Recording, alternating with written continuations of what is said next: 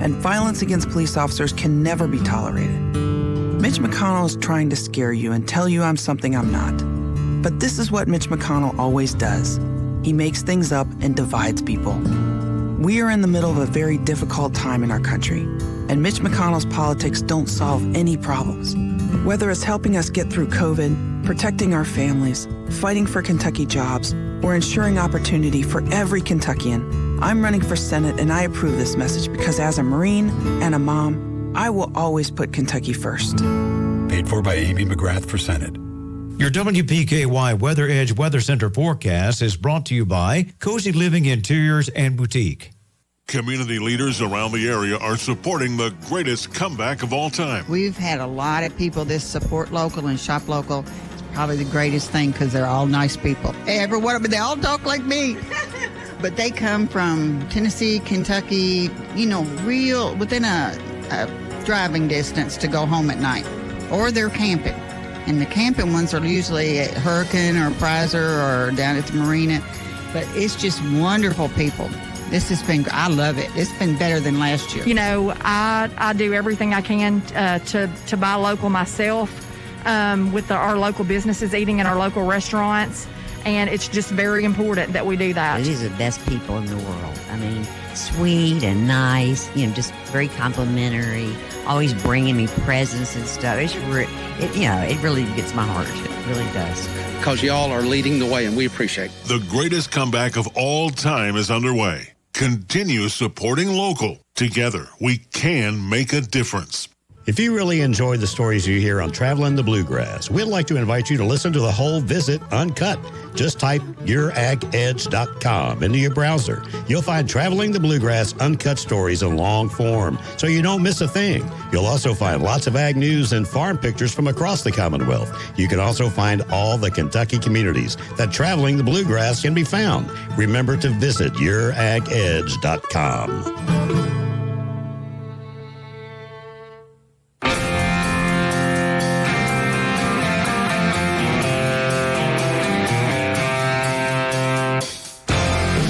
It's time for your SportsEdge.com Sideline Report with Todd Griffin. Talking sports and more here on 1580, 103.3 WPKY and worldwide at WPKYOnline.com. Here's your host, Todd Griffin. Good morning, everyone. The Sideline Report is on the air from 1035 West Main Street in Princeton, the WPKY studios, and we welcome you to another show here on the Sideline Report. And with us this morning is Waynee McGowan, Caldwell County assistant football coach and Caldwell County Football Hall of Famer. And Waynee, welcome to the show this morning. I appreciate it, Todd. Thank you. Yeah, thanks for coming in. And you guys have a big game coming up Friday night. We absolutely do. Mayfield Cardinals on the schedule. Last year we went back into the year before, I guess, we went back in that 2A district. So that puts us right back playing those guys for the district. And, we've had, some decent ball games against those guys in recent years. But, Mayfield's Mayfield. And just seemed like they just change kids out and continue to do exactly the same thing. They're a really, really good team. They're going to play hard and, get after you. It doesn't seem like Mayfield is quite as loaded this year as they have been, especially last year, but Mayfield is still Mayfield. Absolutely right. And, in recent years, they were really, really loaded. They had lots of talent. And the thing about those kids, they probably started as sophomores and, went through and became 3-year starters. And you just saw the same group of kids for 3 or 4 years in a row. And, different faces for them this year, but there again, they're still scrappy kids. They get after you. They're both sides of football. They have a handful of kids going both ways, and but those kids are really tough. So we're going to talk some football this morning. Waynee McGowan is with us. We need to get to a break here on the show, but we'll be back with lots more after this here on 1580, 103.3 WPKY. Need cash fast? ABC Finance is open with social distancing implementations in place. They believe it's more important now than ever to get a handle on your finances. Hi, this is Jody Lamb at the Princeton ABC Finance location. And this is Todd Morse at the Hopkinsville location. At ABC Finance, we don't just provide loans, but we also provide valuable advice to help you get your credit in better standing. Our friendly team of professionals has your best interest in mind. We celebrate with you when your finances improve. We encourage you to like our Facebook page, ABC Finance Company. Many of those useful tips are posted daily on our page, including tons of community info and motivation for the day. To view social distancing guidelines and safety measures, like and follow ABC Finance Company on Facebook. ABC Finance is located off Fort Campbell Boulevard in Hopkinsville next to O'Charlie's, in Princeton and the Princeton Plaza. Apply for loans online or simply give them a call. They'll take your application over the phone. ABC Finance, all loans subject to normal credit approval. Fortner Gas is a full-service propane company offering services in Western Kentucky. You'll find offices located in Princeton and Cadiz. They're your local and family-owned propane supplier. Browse their website and discover the many services and products available to you at Fortner Gas. You can shop in person or online, and they can answer any and all questions in person or on the phone. If they are already your propane supplier, they say thank you. If not, they'd love to be. Contact Fortner Gas Company, a family tradition of service since 1951. Panorail Home Medical is the only company located in Western Kentucky that stocks all your home medical equipment. Power wheelchairs, beds, oxygen, braces, diabetic shoes, CPAP, stair lifts, ramps, vehicle lifts, walk-in tubs, and thousands of other items, all at prices that beat the internet and other stores. If your doctor or hospital prescribes equipment, tell them you choose Panorail Home Medical. Local quality service for over 35 years. Call 1-800-445-8002. Family first. My dad used to tell us that all the time. But family first wasn't just something he'd say to us. It was how he lived every day of his life. And it's how I try to live mine too. At Shelter Insurance, our agents are dedicated to helping provide personalized auto, home, and life protection that puts your family first. This is Mike Gilkey, proudly serving Princeton, Kentucky and surrounding areas.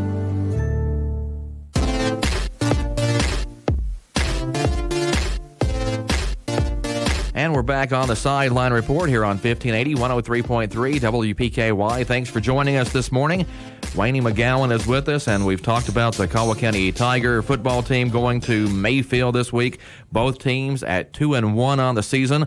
Rare for a Mayfield team to have a loss on the record, Waynee, but again, pretty solid football team. But is it fair to say maybe not as scary as they usually are?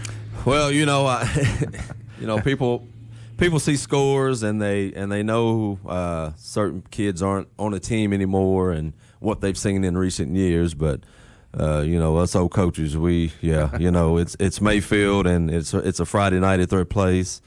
Then you turn the film on and they're still Mayfield. So the thing about us, our mindset needs to be take care of ourselves, take care of the football. And go down there being confident, not cocky, and go and execute the game plan. And we have to fly around and play mistake-free football, and our chances are good. I think people looking at scores, and of course the shocker was that McCracken County game to open the season. Mayfield doesn't lose 42-7 to anybody, right? And then they fell behind Graves County early, but came back and won that game 24-14. And then last week against Union County, that game was 7-7 at halftime. Mayfield ends up winning at 36-20. That kind of gives people maybe hope that you can play with the Cardinals a little bit this year. Yeah, maybe so. Coming out against McCracken, McCracken's a 6A ball club, and they have several key kids back this year on their team as well. And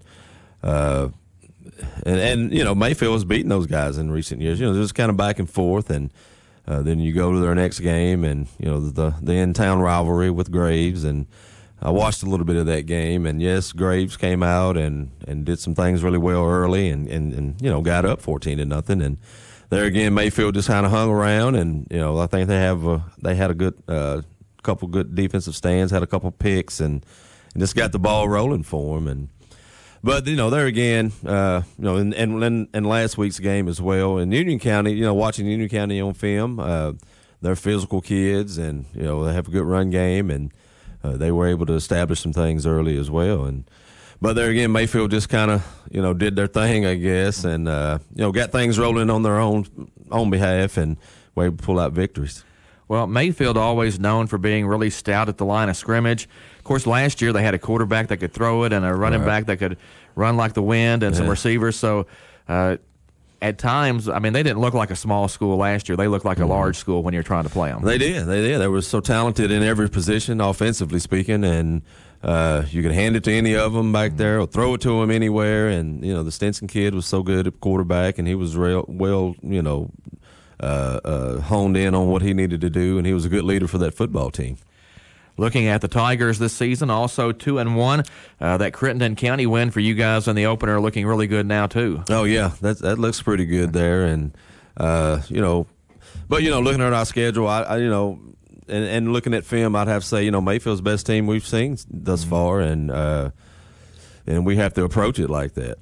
When you start trying to compare scores, though, and I know you guys don't like to do that, but, you guys beat Crittenden County, and Crittenden County beat Union County, and then Union County gave Mayfield some problems down there, so that makes you think it should be at least a competitive ball game, and one that if you play well in, you feel like you have a chance to go down there and maybe sneak out with a win. Absolutely. There again, a lot of things have to, bounce our way, and maybe the stars need to line up this evening and tomorrow, but we definitely need to take care of the football on our side of the offense, and keep them from making big plays on us. We have to make them sustain some drives, and just stick to our game plan and our schemes, and the kids just have to realize that it's going to be a fight. Last week we played Ballard Memorial, and a lot of our kids starters didn't play a whole lot, and this is going to be a 4-quarter football game, and that's what we expect.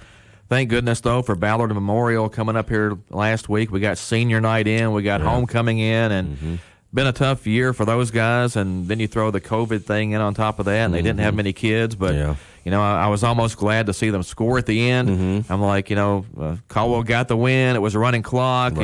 Nobody got hurt. But at least the Bombers got to have something to talk about on the way home and feel good about. They did, and that's good. I know that's a very tough situation there. It has been for a few years at Ballard Memorial, and I don't know if we were at practice or maybe at the game. It may have been Friday night at the game. I think I looked at Coach Barnes, and I told him, I said, man, we don't know how fortunate we are to have 50-something kids, and kids who are good athletes and good kids, and be able to field a team and not have to struggle with numbers like this. So we're really fortunate. Our kids come out, and our program seem to have about 50 kids or so, and that's really good.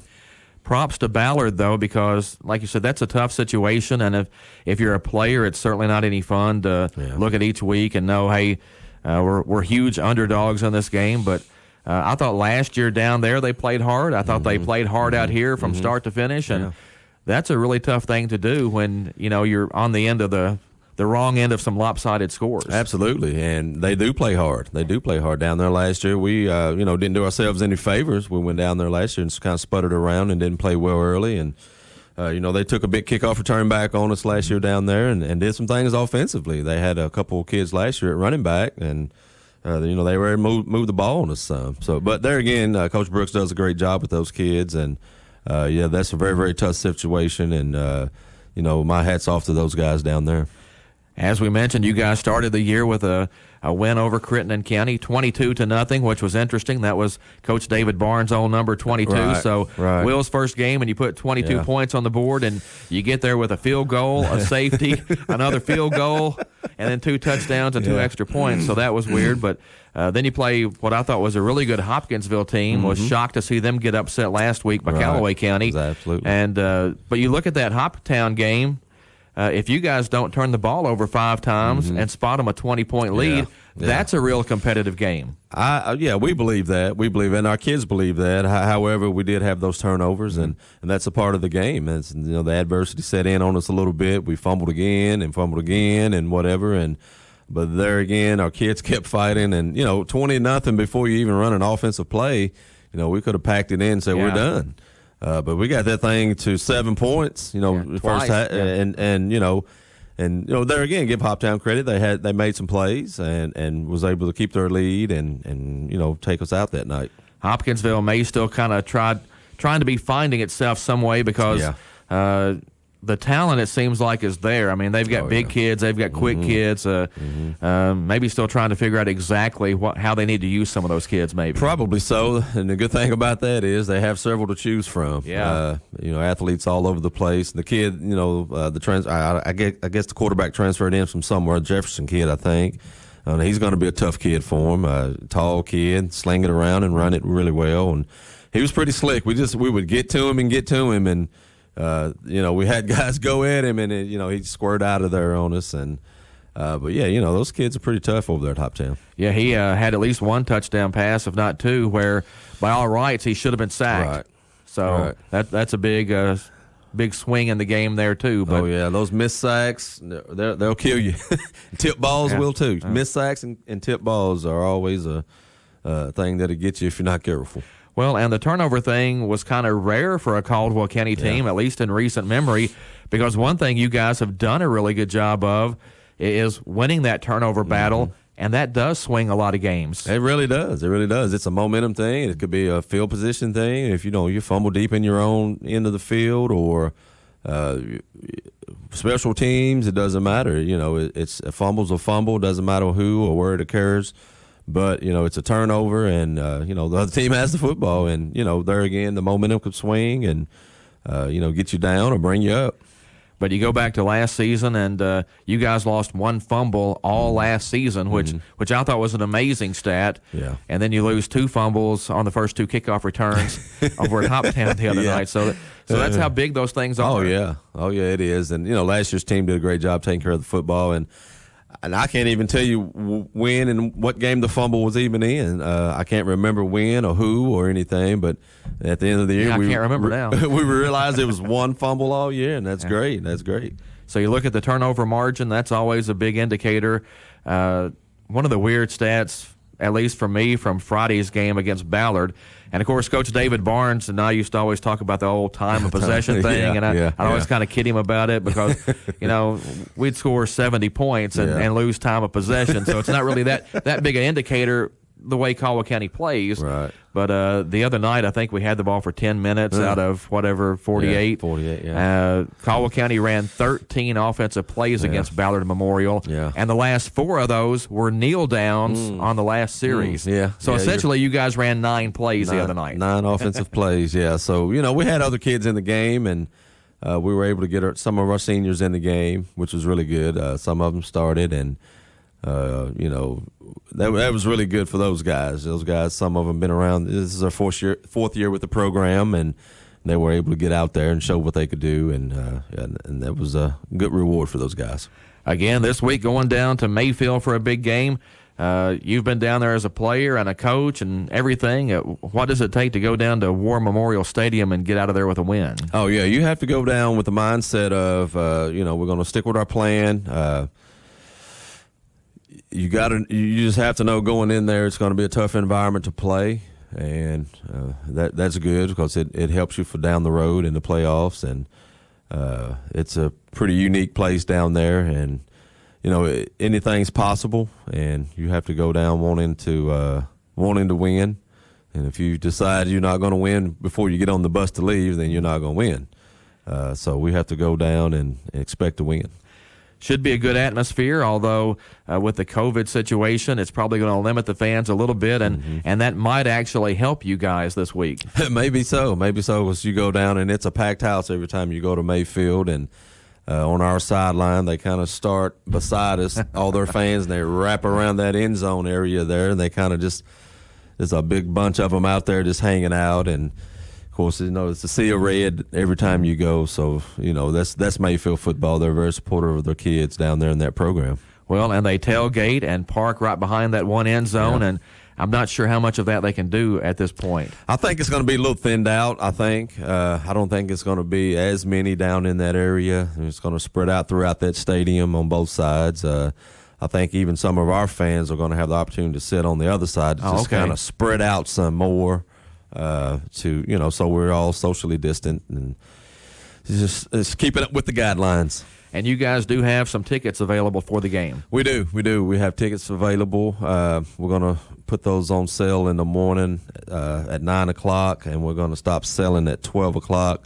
The tickets will be $6 down there. I know it's been $5 for everyone else, I think, but the ticket price is $6, and there's going to be some information you have to fill out before you go. There's going to be a slip of paper that you'll receive when you buy your ticket, just for contact tracing, so you can fill it out, and we can just show your ticket, give them the slip of paper, and you're in. So that's a pretty easy trip to make to go down to Mayfield, though. I mean, it's like interstate all the way. Yeah. You just get off, and the stadium's kind of right there. So it's really convenient. It's an easy trip to make, and hopefully we can sell all those tickets that we have and get as many Tiger fans down there as we can, because that'll be big. I think the last win for a Tiger team at Mayfield was Will Barnes' senior year at quarterback. You're exactly right. 2008 it sure was. We went down there, and we had a good night that night, and we were able to pull out a victory down there, which is really tough to do, and sometimes unheard of. Well, and you look at a game at Mayfield, and if you're a player, you really have to be chomping at the bit to get down there, because what an opportunity. I mean, we still talk about Coach Giordano's last game as coach at Caldwell County. It was a big win at Mayfield, and that's what made it the big win, was that it came down there on their turf. Exactly, and that was 1985, I do believe, and that was a great game down there. And I was actually at that game. I think I was a seventh grader, and back in those days where you could get on the pep bus up at Butler, I hopped on the bus and rode down there, and it was a real muddy night, and so it was really memorable and great win for Coach G and that staff and that program at that time. And at the other end of the spectrum, we've taken some really, really good football teams down there and played well at times, but not been able to get out with a win. Exactly. We've gone down with state highly ranked teams in the state and tons of players and all the skill guys and the great linemen, and defense was great, and you just don't, you go down and you don't play well, and you're not coming out there with the win. Well, and Coach David Barnes used to always talk about that game at Mayfield, and the year you guys made the run to the championship game, really kind of stunk it up down there at Mayfield that night. And I think the coaching staff, at least Coach Barnes, was wondering, how are we going to bounce back for that first playoff game, and not just bounce back for that, but ended up going to Louisville and beating a really good DeSales team up there, and going all the way to the state championship game. And if that game had been a minute longer, we probably win that thing too. Possibility. Just a little more time, just never know. But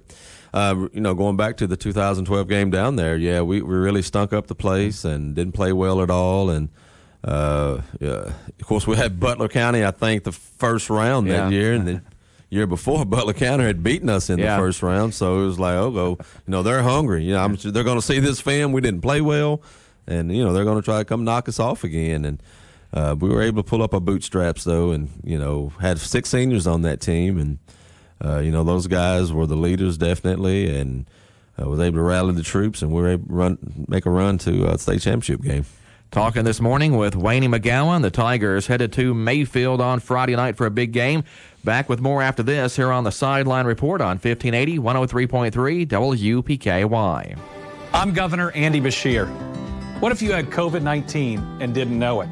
Would you act differently if you did know? The fact is, many Kentuckians are symptom-free carriers, unknowingly spreading the disease to our most vulnerable and holding back our economy. None of us want that. So wear a mask. Help slow the spread. Do it for your loved ones. Do it for Kentucky's economy. Do it for you. Let's mask up, Kentucky. Step into the Joint Barbecue Restaurant in Eddyville and soak in your country roots. The Joint's menu has an Eric Church theme that brings in stories we all know and love about country music. Owner and pitmaster Jared Choate and his wife Allison invite you into their restaurant. The Joint stands alone when it comes to smoking meats by using their secret family recipes: pulled pork, brisket, ribs, and chicken with homemade sides, all waiting on you at The Joint.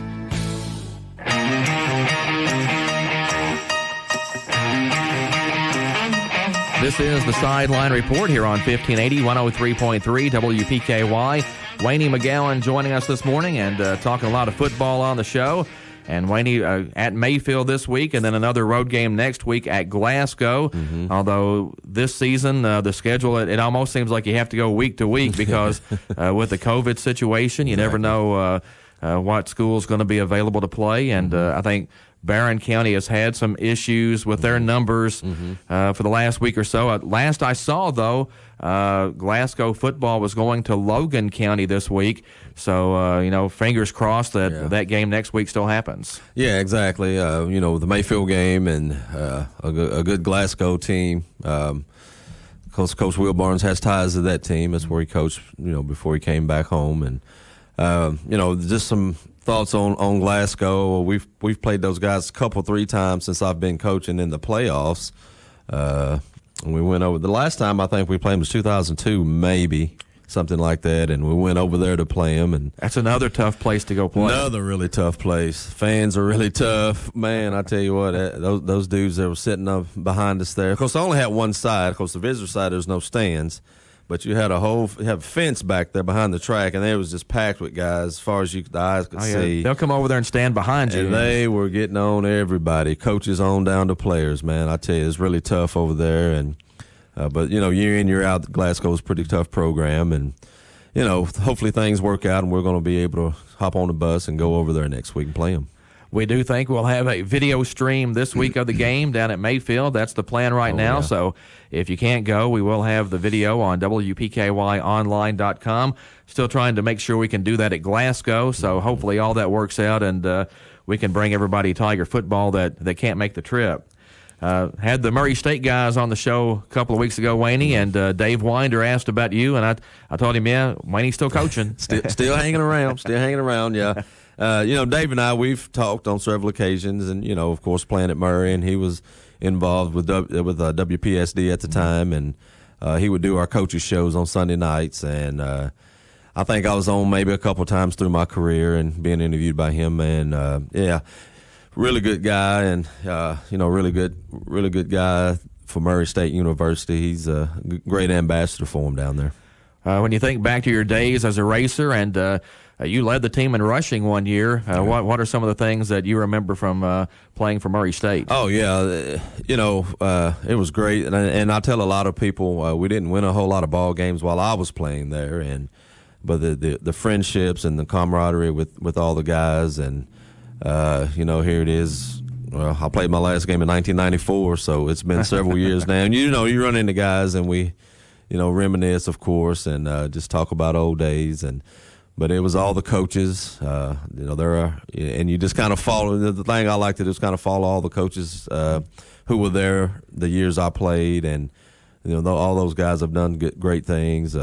My first 2 years playing there, I played for Mike Mahoney. He was the head coach, and my last 2 years I played for Houston Nutt. So, just watching those guys go to different programs and say, well, I play for that coach, and then you see some of the guys you played with who are now coaches, and that's pretty neat as well.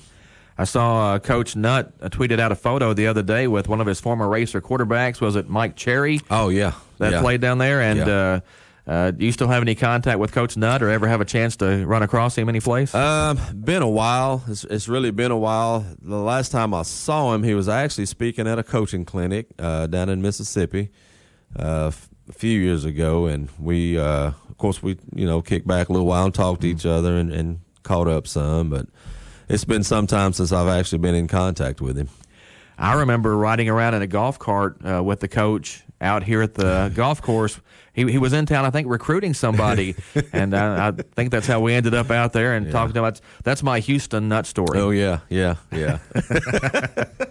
But that guy, I think he left Murray State to go to Boise State. He sure did. And of course, you look at Boise State now, and they're a top 25 program. I know it. But back then, I think they were 1AA before all that. They may have been. They may have been transitioning when he went there. Maybe. Yeah. And at the time, you're thinking, Boise State. I know. What's that? What is he doing going out there? Yeah, it was a 1 year hiatus, I guess, and then he ended up at Arkansas. Yeah, and that was I think a dream job for him, and being from Arkansas and that whole deal, and family and all in Arkansas. So yeah, that was pretty neat.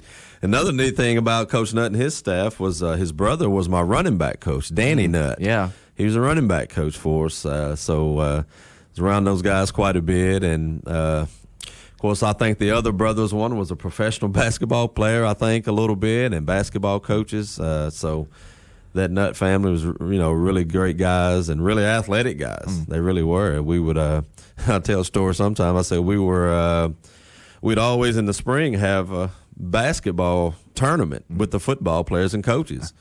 And, of course, the coaches would have their own team. Yeah. Because you had Houston Nutt, Danny Nutt, and Kim Dameron, who was our defensive coordinator at the time, and they'd have one of them big old offensive lineman coaches or whatever as the bruiser down low, you know. And, those guys would win the tournament. I mean, we'd have good teams, 3-on-3. Dang. You'd have a 4-man team. You'd have one sub, and, they'd wear you out, talking smack and everything. Yeah, those guys could play now. Well, and pretty good football coaches, too. Yeah. Oh, yeah. I mentioned Kim Dameron. He was defense coordinator. I think he had some head coaching experience. Had Mark Hudson, and, all those guys, he played for Oklahoma. I think about the mid-'80s, and I think he was on the national championship team. And it's just Mike Markison, who was another offensive line coach. And all those guys, they went with Coach Nutt some, and some were, I think, with him at Ole Miss as well when he went there. And those guys just branch out, and it's just a big, huge tree. Weren't the Racers 11-0 one of those years when Coach Nutt was there? I believe so. 95, 96, they were really hot. Mike Cherry was on at least the 95 team, maybe both teams. He's the quarterback, and had Derek Cullors came in the year after I left, and a couple of NFL guys on that team. Cullors made it to the NFL, and Mike Cherry and Reggie Swinton was a couple years behind me. William Hampton was a DB a couple years behind me at Murray. He played for for the Panthers a little bit. And after those guys, there were a few guys sprinkled in here and there from Murray to make it to the league, and that's really good. Murray has sent a lot of coaches on to bigger and better things. It's just, when you look back, it's a shame some of those guys couldn't have stuck around and really built that program up, because I know it. More than once it's been right there on that right track, and just a big school will come in with a whole lot of money and kind of swoop those guys up. Yeah, you get down there, at Murray, and you're successful in the OVC, and they're going to come calling for you, and that's I hate to say it, but it seems like it's just like a little stepping stone sometimes for the good qualified coaches who show up there and get the program on the right track. What was the biggest thing for you? Of course, great career here at Caldwell County, like I said, in the Hall of Fame here. What was the biggest thing when you went to college that maybe you weren't expecting or weren't prepared for as a player? And it's kind of cliche, but it definitely the speed. And, and I tell people, I played in the OVC, and I know it wasn't a big, huge conference or whatever, but we had a lot of talent in the OVC in the 90s when I played in Murray. And we had very, very, very good teams, but, there were a whole lot better teams. Yeah. We thought we were pretty good, and, we did improve. My last couple of years, we got really, really good. Well, I don't know good, but we improved quite a bit. But the speed of the game was really an eye-opener. Of course, when I showed up, I probably weighed about 170 maybe, and those guys were just flying around. These 230-pound linebackers were just all over you, and so I had to find the weight room pretty quick, and that was probably what saved my career, as being able to get on the field and play, and being able to physically take the pounding, I guess, because it was pretty tough, but just the speed of the game probably, and the athleticism, because being in high school, you kind of do what you want to do if you're a top-notch athlete, but you get there, and it's even at my position at running back, of course we ran the old pro I back then, and the tailback, just like I did in high school. So I fit in well, because the plays were similar, the verbiage was a little different, but concept-wise I was good, because I've been doing that stuff since 7th grade probably. Yeah. So but just being able to physically get myself in better shape, and take on bigger guys, and take on the pounding was probably a saver in my career. Talking with Waynee McGowan this morning. We need to get to another break here on the show, but back with more Sideline Report right after this. I just came by to show you my beautiful car that I just bought at Tri Shoes. Y'all are always telling me to shop local, and so that's what I do every time I can. I wanted a car here that I could take up here to Tri Shoes and get service on, and that's what they're going to do for me. My name is Dolores Campbell. I just had to share the news. Tri Shoes is here for you. And any questions you may have about your vehicle. Buy your next vehicle from the home team. Find them on Highway 91 North, Princeton, or at tricehughes.com. Catch Caldwell County Tiger football on your home for Caldwell Sports, 1580, 103.3 WPKY. The Tigers are back in action this Friday night as they travel to take on the Mayfield Cardinals. Your WPKY sports crew has the Tigers covered all season long. For additional sports coverage, make sure you go to yoursportsedge.com. Coverage begins with a regional preview of action with your Sports Edge Football Friday immediately following your 5 o'clock News Edge. Here on your home for Caldwell Sports, 1580, 103.3 WPKY. This is the Sideline Report on 1580, 103.3 WPKY. Caldwell County football assistant coach Waynee McGowan with us this year. And, of course, Waynee, last year you were the interim head coach. Mm-hmm. And, man, what a season you guys had last year. I can't say enough about the season you guys put together in the wake of Coach David Barnes' death. Right. And it seemed like the whole staff and team and the community just all came together and put together a great season. It was, and it was absolutely a team effort from the staff as well as the players, the community, and administration. It was really, really tough situation we went through. But there again, being Coach Barnes, being around him for, X amount of years, and you just kind of learn from him. And, he taught us to be able to go through adverse situations, and we were able to rally up and get our kids together. And, turned out a pretty good season last year despite, losing our leader. Yeah, that was a big year, and not a real big senior class last year, but those guys all played really well for you. They did. It was it was a small bunch. I think 6 or 7 again had a small bunch. But there was a couple, 3 guys in there that's played a lot of football, and that really helped. Those guys have been 3 or 4 year starters, and they were able to be the leaders. They're vocal and on the field, and the other kids just followed suit and did their role, played their role, and we were able to have a successful season. Again, the Tigers headed to Mayfield this week. I did have one more Murray State thing for you, though. I was looking at the stats just last night. Was it 1994? You were 3 for 4 passing for 42 yards and a touchdown. How about that? What's up with that? I told Coach Nutt he should line me up at quarterback a couple plays. But no, I was able to just those halfback pass, those sweep passes, and I tried to sling it out there to a couple guys. I was able to do that. I did that a couple times my freshman year, I think. I don't know why they thought I could throw it so well, but I guess it's just a trick play, I guess. And like, just sling it up there. They're going to be open. So, but yeah. Well, did you throw it a couple of times in high school? I had to go back and look at the stats. Yeah, I think I threw it just a few times maybe. I think I threw an interception or 2. So, yeah, that probably was short-lived. Well, do you remember the touchdown pass for Murray State? I think my freshman year I threw one to he was a senior receiver, Rick Miller, a guy from Missouri, from Shaffir, Missouri, I think. I threw one to Rick, and I think I threw another one. It wasn't a touchdown. But my senior year, I threw one to Timmy Bland against Western. Yeah. So we got kind of close down in there and ran a little sweet pass down there and threw it to Timmy Bland for a touchdown. When you look at football, you played here in the 80s and at Murray State in the early 90s. What's different about the game now? Like I said, you've seen it from the player standpoint and the coach's standpoint. How has the game changed a little bit? For me, the game's evolved so much offensively.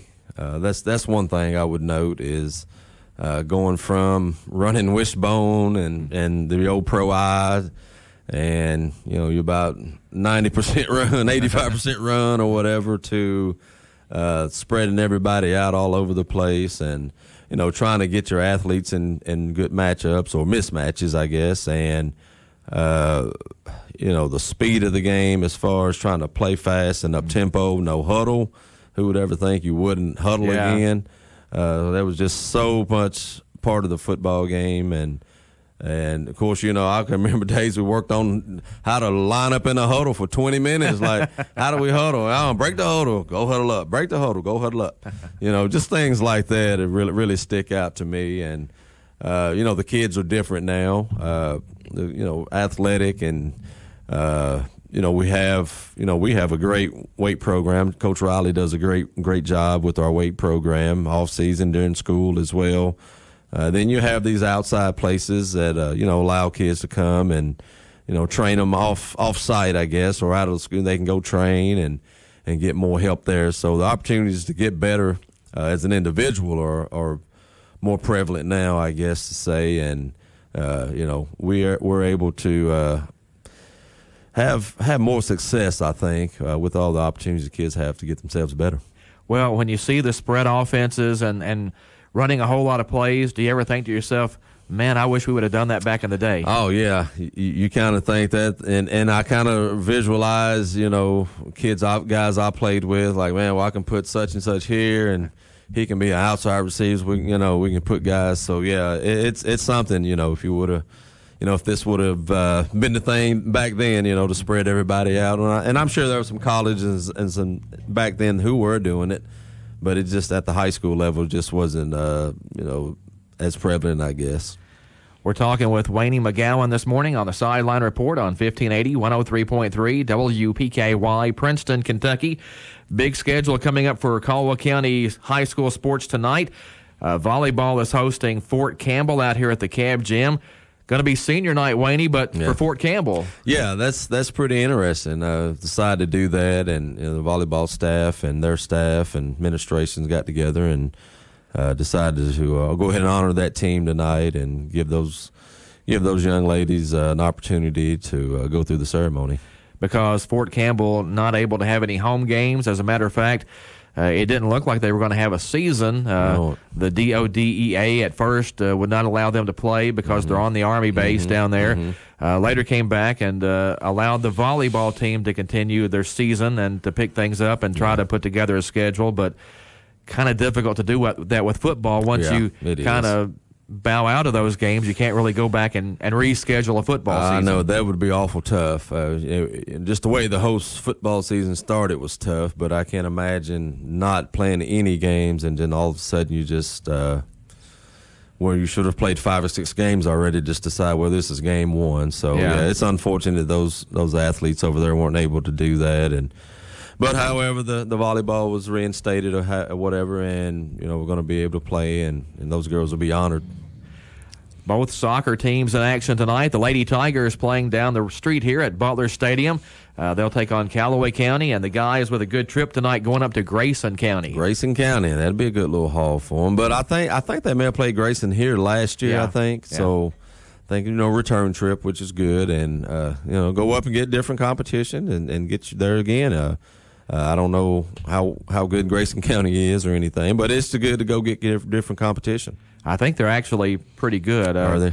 They've won 4 straight. I think they're 5-2. So, okay. Yeah, that should be a good test tonight. Should be, yes. I remember one year the football team went up to Grayson County for a scrimmage. Yes, we sure did. We've scrimmaged those guys. We have. Is that Litchfield? Yes. Yeah, we sure did. Yep, so, I remember that is a pretty good trip. It is. That's a pretty good haul.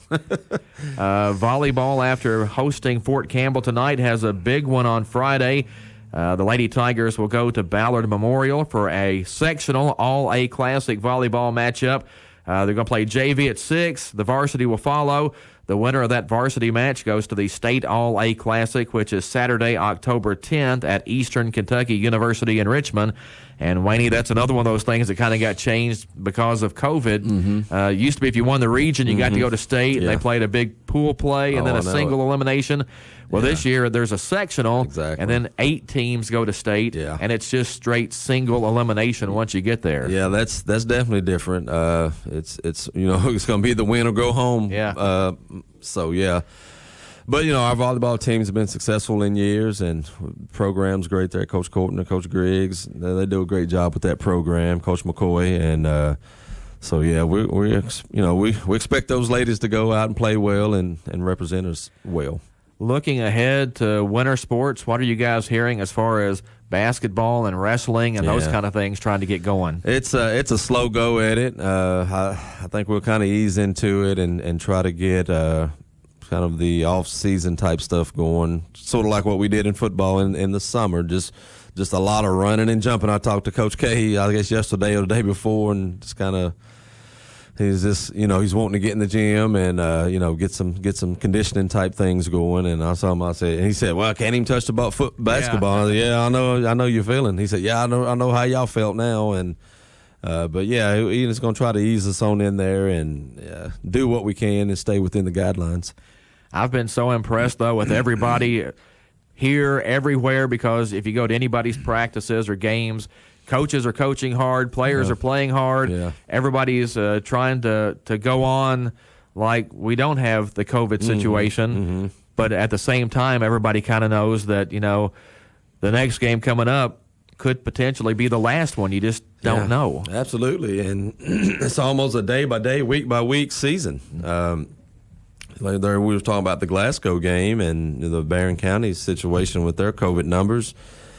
Who knows about next Friday? They're scheduled, and we added them to the schedule, and you may have to take them off the schedule or not even play or whatever. And but yeah, it's definitely a different ball game, so to speak. Of are we going to play this week? Is that county in red? Can we go play a county in red? Can they come here if they're red? And all this stuff, and it just seemed like sometimes it seemed like sports or your games playing second fiddle to all this other stuff, but.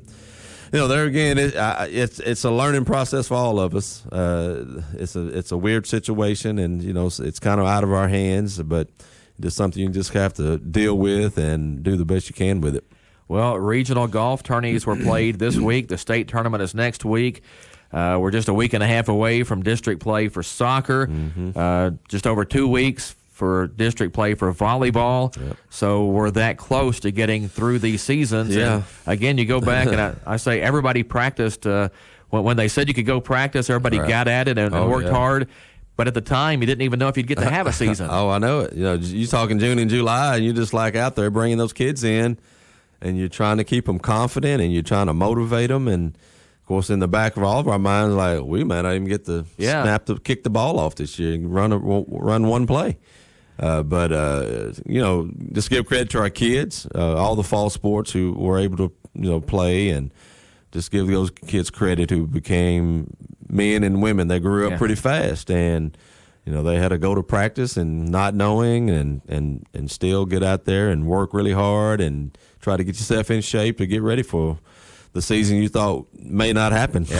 And credit to the KHSAA and, again, to all the schools. Because the easy thing would have been to say, we can't play. That would have been the easy thing to do. Exactly. And it seemed at some point that, the powers that be way above our pay grades was just trying to squeeze this out of you and make this a guideline and do this just to make you maybe throw your hands up and say, I don't want to do it. It's not even worth it.